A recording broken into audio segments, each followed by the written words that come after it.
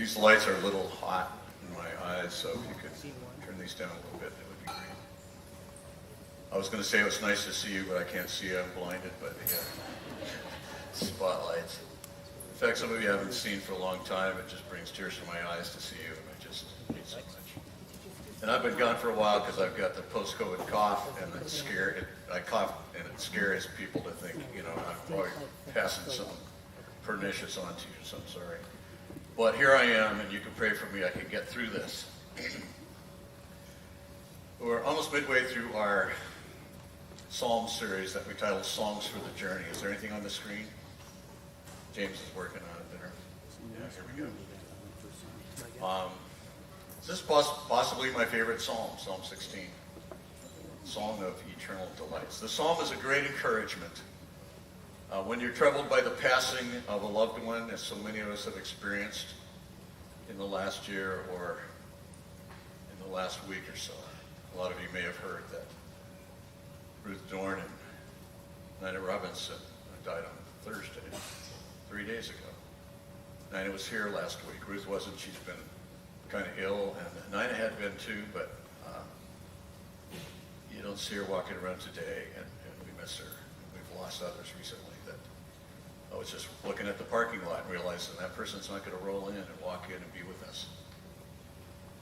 This is a psalm that's a blessing for that, and when you're getting older and wondering more often about your own passage from this life to life and glory, you could use a psalm like this. When you're still young and all the stuff you're going through is wearing you down and making you feel old and creaky like me. And for the record, I said creaky, not creepy. The 16th Psalm is an eloquent statement about what life is really all about, both life here and after we die. The psalm ends with 3 moving lines of hope. There they are. You make known to me the path of life. In your presence there is fullness of joy. At your right hand are pleasures forevermore. Fullness of joy. Joys, actually it's plural. It's not kind of joy, the emotion, like a massive mountain of emotional joy, but joy is plural, as in millions of possible things that produce joy in the presence of God. Fullness of joys, pleasures forevermore. Therefore, zillions of joys. And if you're a little kid, you read it like this: zillions of toys and eternity to enjoy them in the presence of God. Now, not to trivialize anyone's suffering or sorrow, which can be horrific beyond words, and especially when it involves those who have passed and didn't know the Lord. Grieve with me over 5 million COVID deaths across the world during this pandemic, almost 1,000 here in Pierce County. And with those freshly grieving in our congregation, extended beyond our congregation, in your wider families, we've heard of so many deaths recently. Going along with the many babies that are being born, it's pretty amazing. But let's be spiritually honest. Language like we get at the end of this psalm should tempt us to ask, that's what we're really looking forward to. And if that's the case, then what's so bad about dying? Fullness of joys, pleasures forevermore. That's awesome. The way I want us to appreciate the rest of this psalm is to consider it in terms of how someone should think and live in order to die well. I know that doesn't sound very upbeat, but, like you killed my father, prepare to die kind of thing. But I think the main way someone prepares to die well is to live well.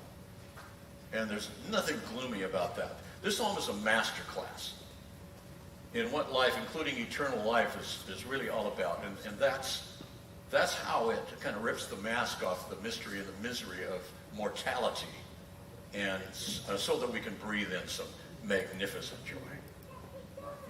It's no exaggeration to say that everything in the Bible, from Genesis to Revelation, is addressing the death problem. It's at the heart of the gospel itself. Jesus comes, and then he dies, and he rises again from the dead. And those that believe in him will not perish, but have You all know it from John 3:16, have everlasting life. And there's nothing that plagues the life of man more than the ending of the life of man. Therefore, there's no news more welcome than a cure for that plague. I think it's helpful right at the front here to admit that dying well doesn't require you to want to die. You would think, oh, dying, it'd be so wonderful to be with the Lord, so let's just all go there, right? No. David, in fact, starts by pleading with God to protect him and guard him, sustain his life. So he says, preserve me, O God. It's his petition. That's what sets the premise for the whole psalm. David never reveals whether he's up against some unusual threat or if it's just the usual suspects in and around the palace.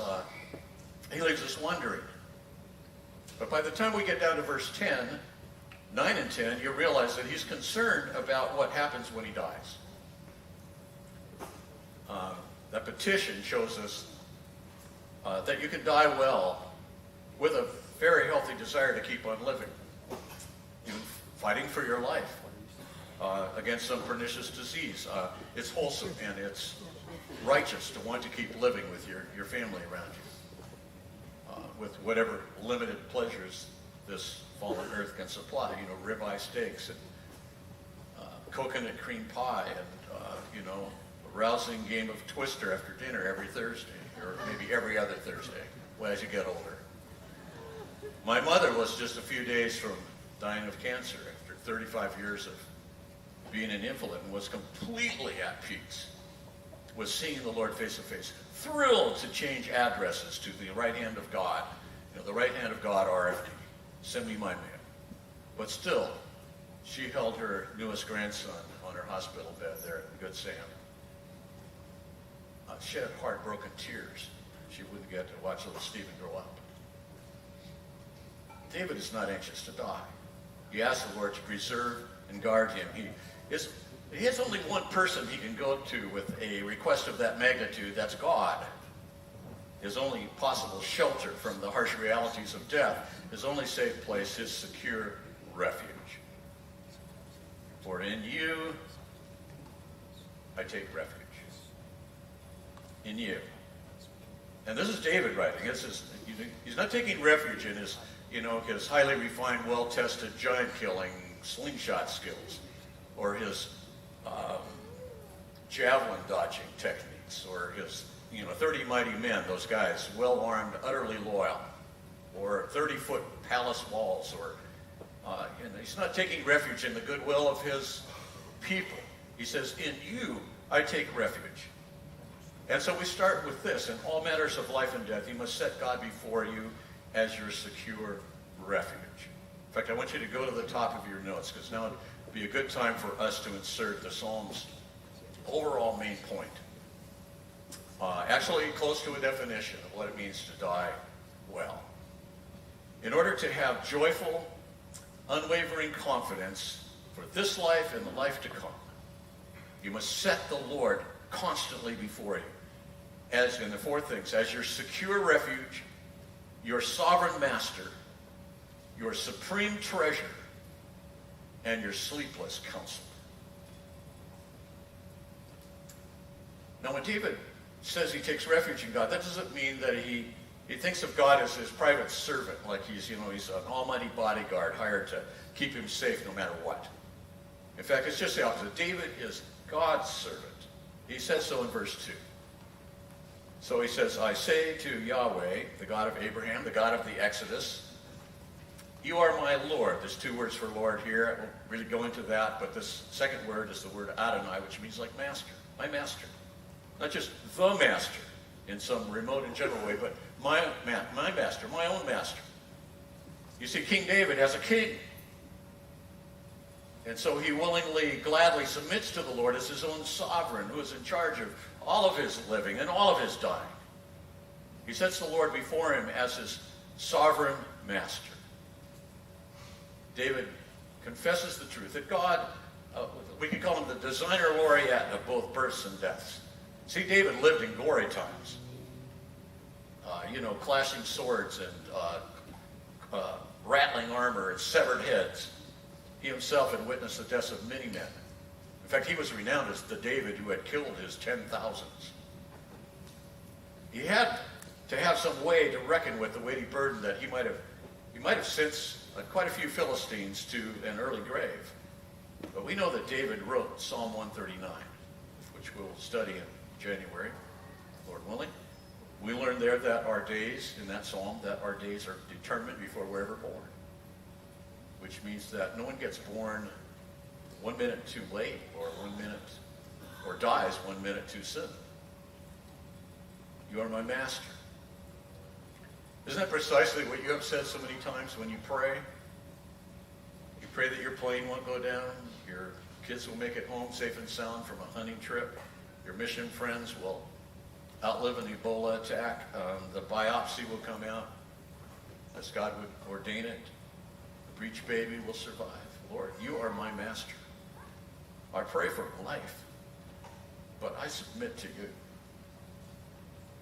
And even when Satan is behind some disaster or some other, sinister player, such as the taking of Job's 10 children by a killer windstorm, we read that the heartbroken father submits reverently to the sovereignty of God when he says, "The Lord gave and the Lord has taken away. Blessed be the name of the Lord." The text goes on to assure us in all this, Job did not sin or charge God with wrong.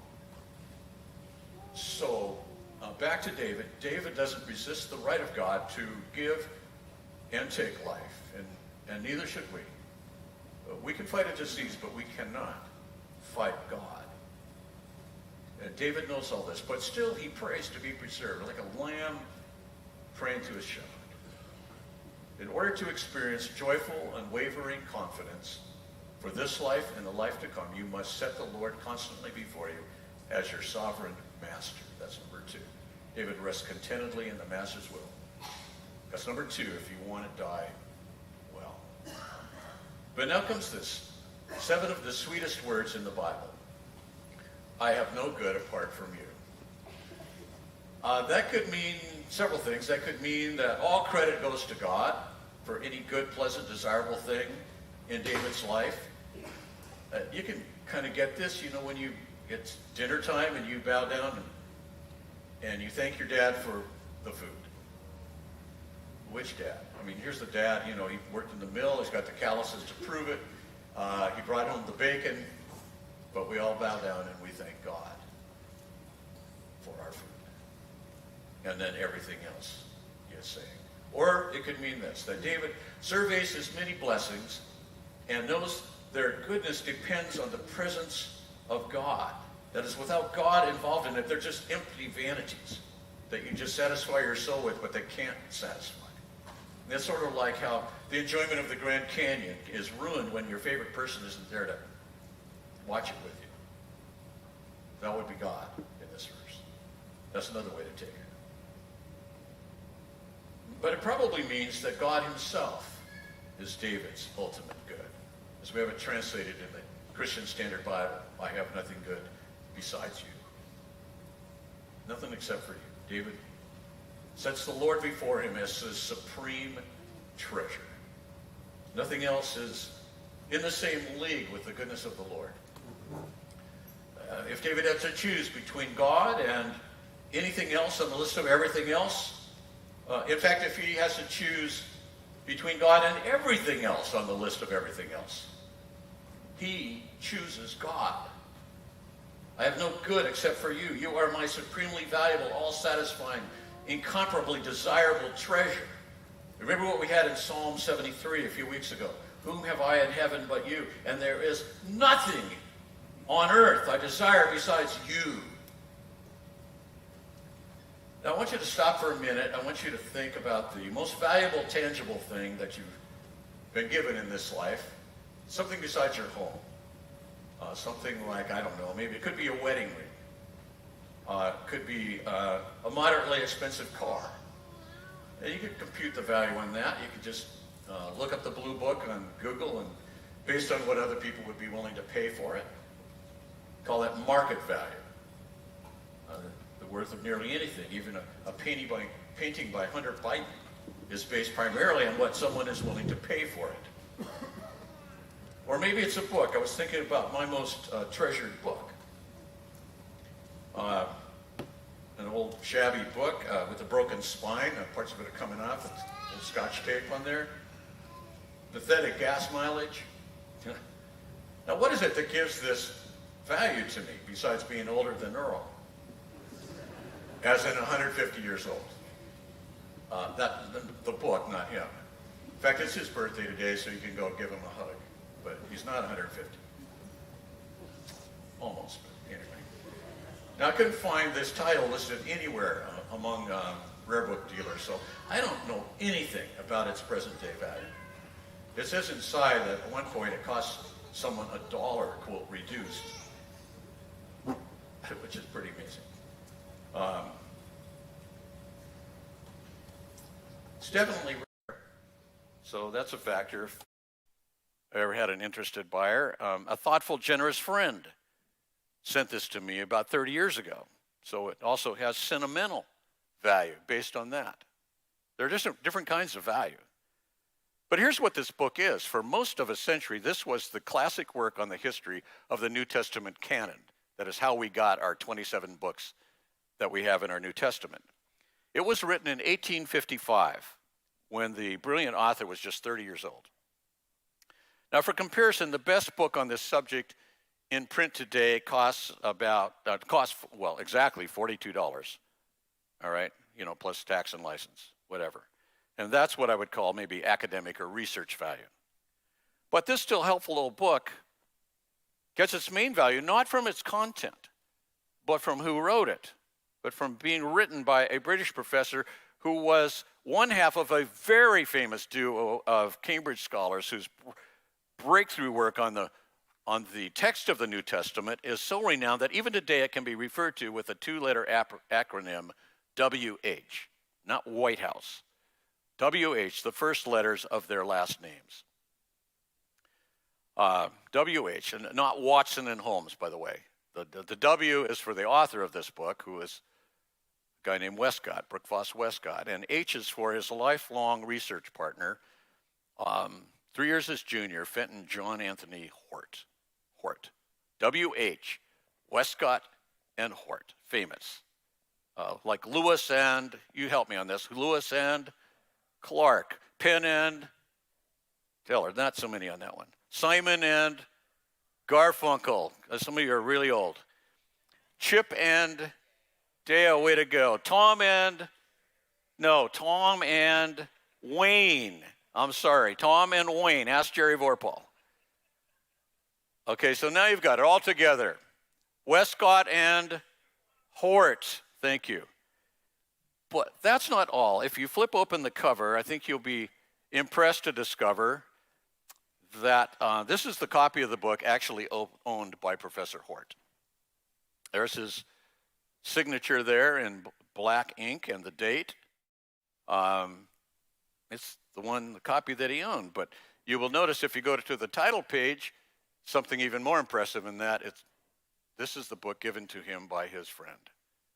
It says from the author in Westcott's black cursive. Fingerprints of both of them all over this book. Now, that's not exactly sentimental value. I don't know what it is, more like esoteric historical value. It's an odd sort of value because I don't need to lock this up in some wall safe. Any Bible student who would know enough to value it the way I do would never stoop to steal it. But now's the reason I'm talking about value, a much bigger question. What is the value of God? Why would King David call God his supreme treasure, his matchless good? What is God worth anyway? Of course, there's no market value, no new or used. I mean, he's not for sale like that. I suppose if you did compare him to various pretend gods, some of which are cast in gold and silver, he'd come out on the poor end because he's not made of anything you can melt down and turn into cash.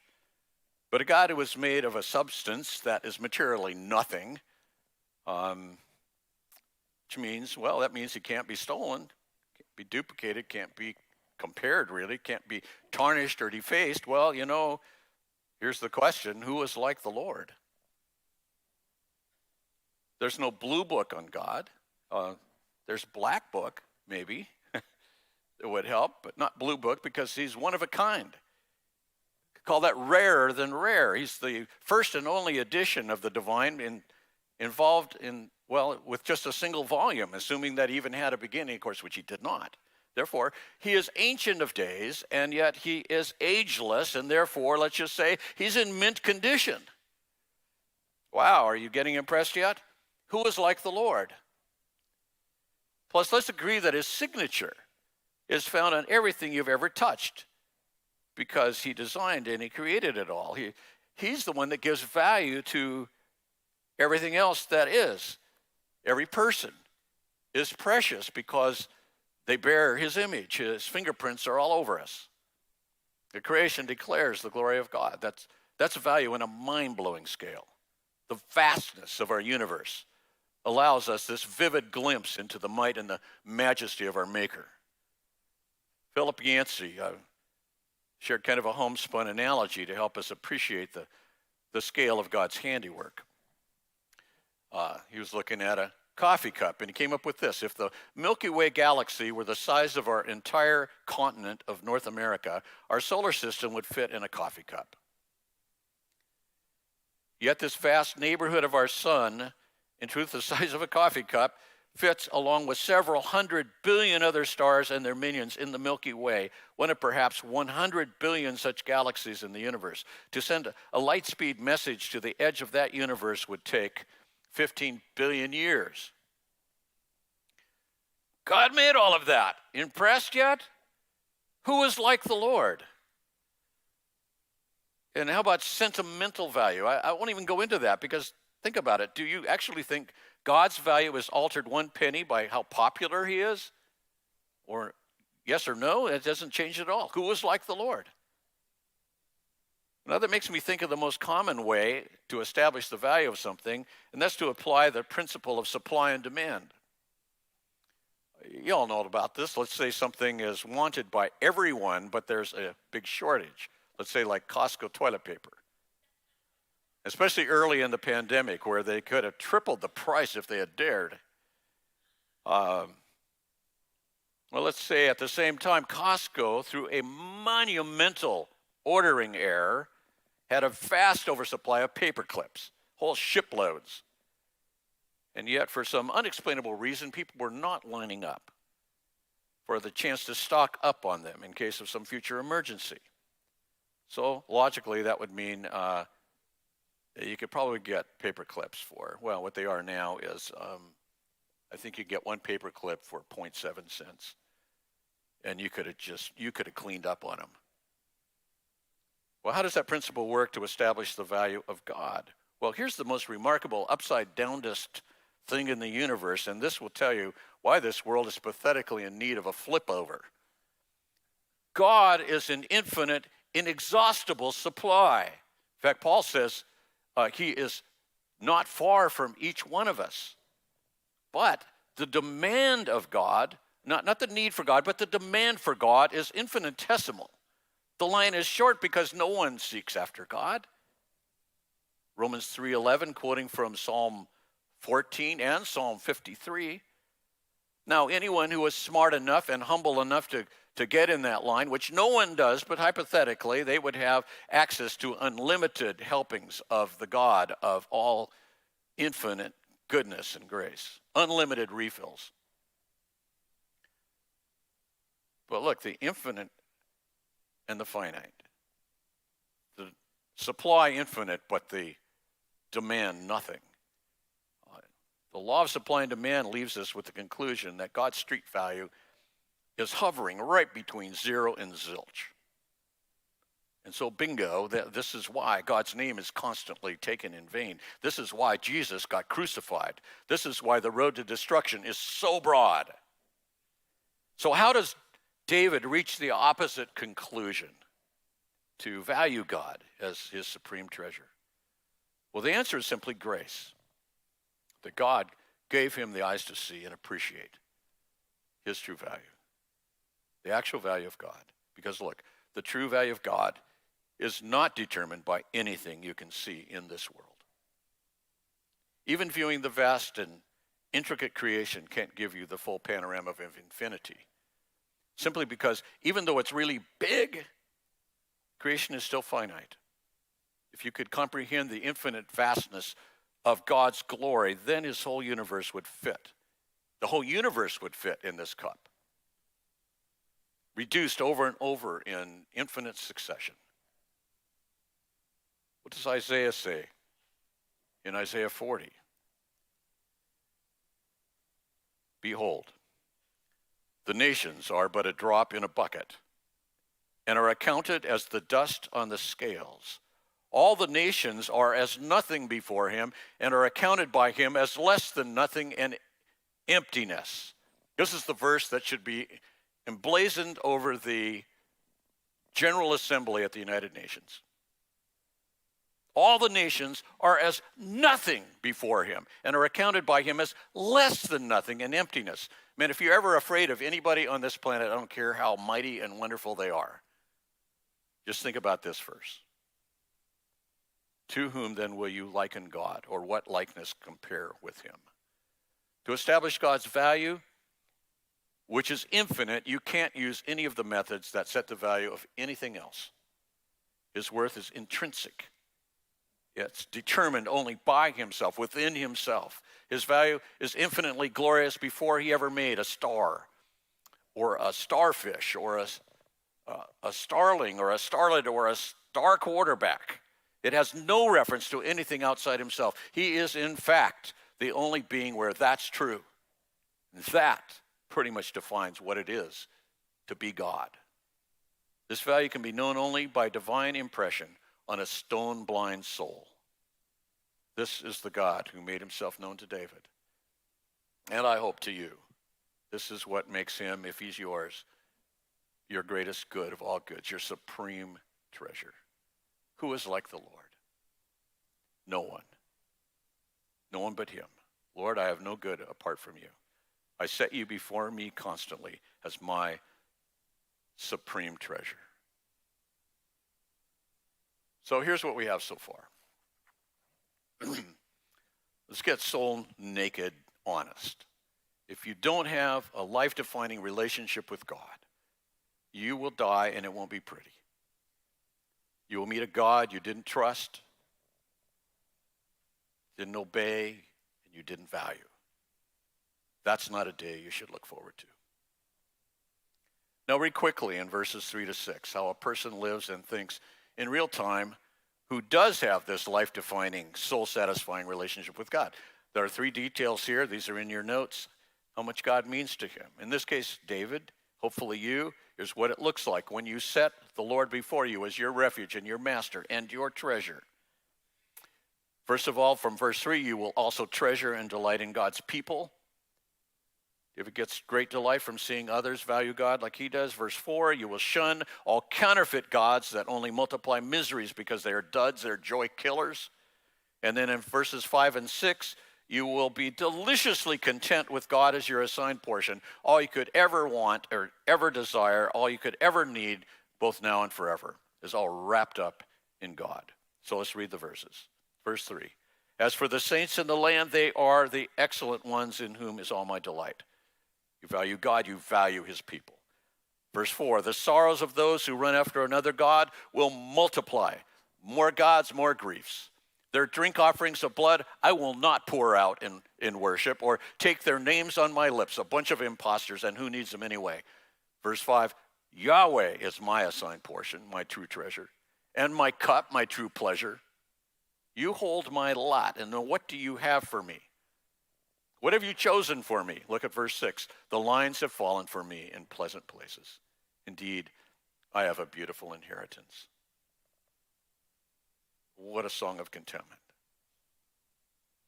But now look, when we get to verse 7, we find out that God is not only David's refuge, master, and treasure. Here's like a 4th portrait of God. He is also David's sleepless counselor. And I say sleepless because God is teaching him day and night. I bless Yahweh, I praise him, who gives me counsel. In the night also my heart instructs me. Now, not that I'm teaching myself, but God is waking me up, basically. Admonishing is the idea of this. You know that's happened to you. You wake up and you feel very convicted about something you need to change in your life. Happened to the king, King David. David constantly sets before him the Lord who instructs his heart day and night. This too is what gives him this joyful confidence that life's going to be okay. This is what he's being taught. Your life will be okay. Some of you are in doubt of that, but the Lord is wanting to teach you that. He is your sleepless counselor. False ideas and lies that aren't challenged and corrected can only lead to spiritual disaster. So David blesses God for this. And in fact, everything up till now for 7 verses has been a tribute to how much the Lord means to David. And at this point, we have a big transition. So the turning point in the psalm is coming up in verse 8. David transitions from petitioning the Lord to a statement of confidence that the Lord will actually do what he has asked.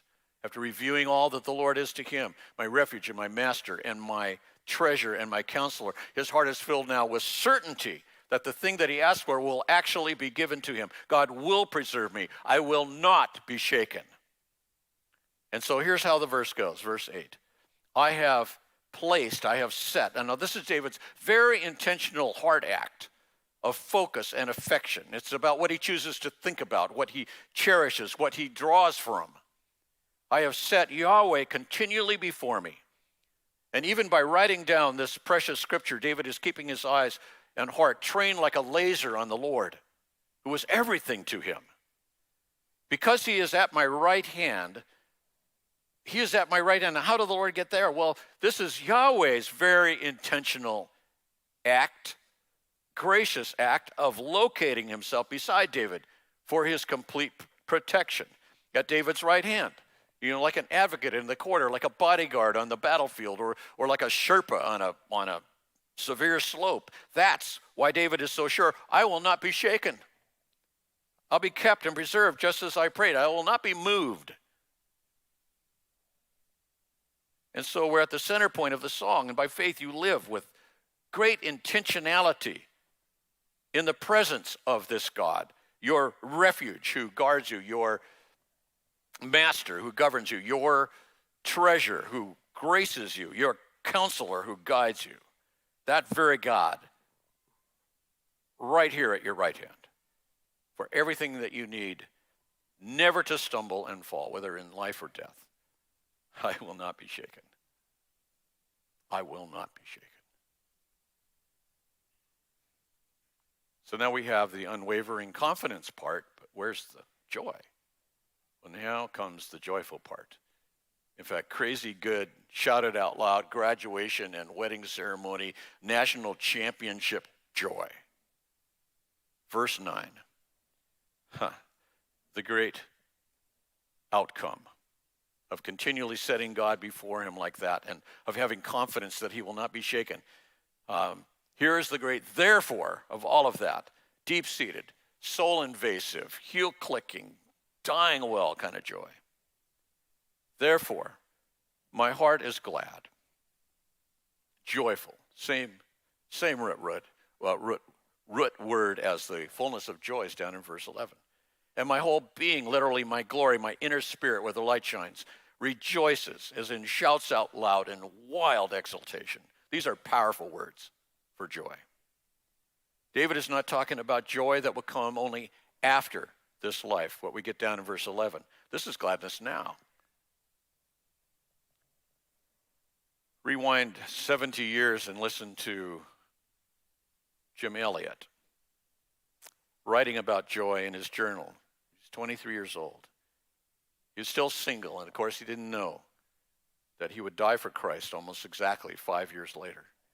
In 1956, Jim was murdered on a remote river beach in Ecuador by the tribe of people that he was trying to reach, leaving behind his bride Elizabeth and their infant daughter. Here's what he wrote. I walked out to the hill just now. It is exalting, delicious, to stand embraced by the shadows of a friendly tree with the wind tugging at your coattail in the heavens, hailing your heart, to gaze in glory and to give oneself again to God. What more could a man ask? Oh, the fullness, pleasure, sheer excitement of knowing God on earth. I care not if I never raise my voice again for him, if only I may love him, please him. Mayhap in mercy he shall give me a host of children, that I may lead through the vast star fields to explore his delicacies, whose fingers' ends set them to burning. But if not, if only I may see him, smell his garments, and smile into my lover's eyes, then not stars nor children shall matter, only himself. This was a young man who was ready to die well, because he lived well just like that, with joyful, unwavering confidence that came from setting the Lord constantly before him, just like that. David finishes verse 9 by referring to his body. And this is where his concern about death finally comes out. My flesh also, my body, dwells secure. Now, what bad thing could happen to my body? The Lord is right here. My joy will not end with death. Verse 10, for you will not abandon my soul to Sheol, where dead souls go, and let your Holy One, meaning probably David himself, as God's man, or let your Holy One see corruption, decay. And this seems to be what David was concerned about ever since verse 1. What will happen to him when he dies? So what a strong statement of confidence from a man who was learning how to die well. Finally, we get to that last verse where David looks forward beyond death. The thrilling verse 11. You make known to me the path of life. In your presence there is fullness of joy. Joys at your right hand are pleasures forevermore.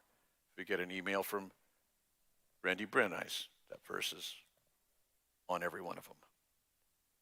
So here's how this spills out. Your master, your sleepless counselor, is revealing to you day and night a path or a road to life that ends in forevermore pleasures, where all that you know of your Lord as your supreme treasure is going to be experienced to its absolute fullest. That life is one of ultimate joys, but they are all connected tightly to being in his presence and at his right hand. Now remember verse 8, he's at your right hand for protection, but then you will be at his right hand for pleasure, for joy. Now maybe you've wondered if it might get boring, singing in the cloud choir forever. Is your vision, of forever sort of like, I don't know, an extended, uninspiring church service with some guy preaching too long and other stuff going on, after which you mosey around among the fluffy shrubs in a long white nightgown, lazily strumming away on a harp and eating angel food cake till the bell rings for another church service? So how grotesquely distorted, if that's what you're thinking. How does that compare to fullness of joys and pleasures forevermore? Please, please. So now are we done with this wonderful psalm? Actually, I hope not, because if studying this psalm is a little like, or any psalm, is like putting together a jigsaw puzzle, then we still have a rather big missing piece. There's a gap staring at us from verse 10. Without filling it, we really have no way to get from David's present tense joy in verse 9 to the everlasting pleasures of verse 11. Now, David knows it has something to do with what happens when he dies, or he doesn't die, with him not being abandoned to Sheol and with his body not decaying, even though David knows what we all know, and that is everyone around him who had died happened to be buried, and then they started decaying, all of them. And so when David appears to say rather categorically that he's full of joy based on his confidence that he is not going to be left in Sheol and his body is not going to decay, he just might be saying something way outside the envelope. He's coloring way outside the lines, which might have been okay with everybody until David actually died. He got a nice royal burial and then proceeded to decay over the next generations. Sort of a royal oops. Eventually, you would think that the choir masters would have to retire this psalm in embarrassment. But they didn't. Now, they might have been thinking this, that, well, maybe he didn't mean that he would not decay and all of that. Maybe he was just talking about getting over an illness so he wouldn't die before his time. He must have meant that because he knew he was going to die. God told him that in 2 Samuel 7. Quote, "You will lie down with your fathers." So it couldn't mean something like not dying or resurrection. Certainly not that. No, they also might have been thinking, hey, is it possible they respected King David too much as a prophet of sorts? So don't be too quick to second guess him, even if you don't really understand what he's saying. Maybe that'll come clear later. Plus, they also knew that David has been promised a dynasty that would never end. And so maybe it has something to do with that. They were right on both those counts. But here's this. We do know that someone eventually looked at that hole where that missing piece belonged, and it started to look like an empty tomb. Just not David's. At least that's what both Peter and Paul were able to see in it by the Holy Spirit. Here's an unschooled fisherman standing up in front of thousands of potentially antagonistic Jews.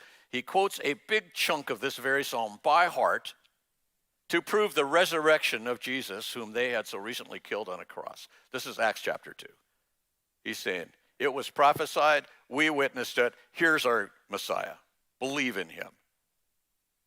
And then Paul does the same thing, quotes the same verse, verse 10, in front of a synagogue crowd on his first missionary journey, Acts 13. In fact, Paul says that to these people that God was the one speaking in Psalm 16. And both apostles admit that David died, he decayed just like normal folks do, but they say David wasn't actually talking about himself. In verse 10, he was prophesying about the resurrection of the coming Messiah, the son of David, doing so 1,000 years before he came. So we learn from Peter and Paul that the missing piece has the face of the risen Christ. The missing piece is no less than Jesus Christ, the coming son of David. Now, early Christian expositors of this psalm decided that this whole psalm was talking about the coming Messiah, the whole psalm. None of it could be true without reading him in, and they did it in various ways. I'm not going to go show you the options on that, but none of that would be possible unless someone actually conquers death. That's where we are in this. So let's say that it's Jesus whom David saw ahead of time that we now set before us, fix our eyes on in order to live well and die well, and we see in him as well our great refuge, our treasure, our master, again, not out of order, but our counselor. And we look to him. I love Hebrews chapter 2, or 12, verse 2. Looking to Jesus, the founder and perfecter of our faith, who for the joy that was set before him endured the cross, despising the shame, and is seated at the right hand of the throne of God. And when you die, you're going to go there where he is and be in him, and that's where all the joys come from. But you look to Jesus for that. So look, you can't die well without Jesus. Let's just put it that way. Of all the other things we've said, will you please take that to heart? You know, enough of these sentimental funerals where everyone's talking about, oh, this person is now in a better place and they're looking down on us. That's a big lie if that person did not know Jesus. So if you have been buffaloed into thinking that you're going to be okay when you die, even though you never bowed your knee to Jesus, you need to think again. The piece missing from your life is Jesus, the one who took human sorrow so that we could inherit everlasting pleasures. Do you believe in him for all that? Or do you not? Maybe this Christmas, maybe this is the time that you're finally going to realize what actually happened so quietly in Bethlehem, how this person came so small and so softly. And maybe it's time to realize that he, in spite of all that, is colossal in value. The thing is, if you don't honor Jesus as who he is with the value he has, and you do so in this life, then it's going to be too late to you when you won't be able to take part in the event, the greatest event ever, recorded in advance in the prophecy of Revelation 5. And so I'm going to read a little part of it. When people of all sorts who knew his value will get to celebrate the worthiness of Jesus Christ, the greatest joy of all. And you should remind yourself when you survey that great multitude of people that will worship him, that it's not their worthiness that brings eternal joys. It is his. And in many ways, that's the answer to the death problem in that whole Bible. And so listen to this, what we will sing in a couple of minutes. And don't be disturbed if the band starts coming up here, because we're going to sing parts of this song. Then I saw in the right hand of him who was seated on the throne a scroll written inside and on the back, sealed with 7 seals. And I saw a mighty angel proclaiming with a loud voice, "Who is worthy to open the scroll and break its seals?" And no one in heaven or on earth or under the earth was able to open the scroll or to look into it. And I began to weep loudly because no one was found worthy to open the scroll or to look into it. And one of the elders said to me, "Weep no more. Behold, the Lion of the tribe of Judah, the root of David, has conquered, so that he can open the scroll and its 7 seals." And between the throne and the 4 living creatures and among the elders, I saw a lamb standing as though it had been slain, with 7 horns and 7 eyes, which are the 7 spirits of God sent out into all the earth. Symbolic language there, obviously. And he went and he took the scroll, that's the lamb. He went and he took the scroll from the right hand of him who was seated on the throne, his Father. And when he had taken the scroll, the 4 living creatures and the 24 elders fell down before the Lamb, each holding a harp and golden bowls full of incense, which are the prayers of the saints. And they sang a new song. They sang a new song, saying, "Worthy are you to take the scroll and open the seals, for you were slain, and by your blood you ransomed people for God from every tribe and language and people and nation, and you have made from them a kingdom and priests to our God, and they shall reign on the earth." So before we sing, I want you to add one line to the main point. "And your death-conquering substitute." But if you leave this out, the rest doesn't work. If he never came and died and all of that, if he never became a substitute for you, you don't have a refuge. You don't have a master. You do not have a treasure. You do not have a counselor. So I want you to write in these words, "And as your death-conquering substitute," the one who died your death, who rose in your place, in whom you receive all life and joy. And so here's the whole thing again. Will you read it with me out loud? "In order to have joyful, unwavering confidence for this life and the life to come, you must set the Lord constantly before you as your secure refuge, your sovereign master, your supreme treasure, your sleepless counselor, and as your death-conquering substitute." And if I can give you an assignment, it's going to be this. Memorize this psalm. If the fisherman Peter can do it, so can you.